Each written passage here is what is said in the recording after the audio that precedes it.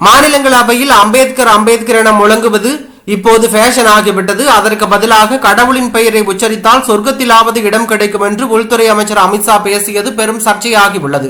அமித்ஷாவின் இந்த பேச்சுக்கு திமுக, காங்கிரஸ், அதிமுக, விசிக உள்ளிட்ட கட்சிகள் கடும் கண்டனம் தெரிவித்திருக்கும் நிலையில் தமிழக வெற்றி கழக தலைவரும் நடிகருமான விஜய் தனது கண்டனத்தை தெரிவித்துள்ளார். அதில் யாரோ சிலருக்கு வேண்டுமானால் அம்பேத்கர் பெயர் ஒவ்வாமையாக இருக்கலாம். சுதந்திர காற்றை சுவாசிக்கும் இந்திய மக்கள் அனைவருக்கும் அவர்கள் உயரத்தில் வைத்து போற்றும் ஒப்பற்ற அரசியல் மற்றும் அறிவுலக ஆளுமை அவர்.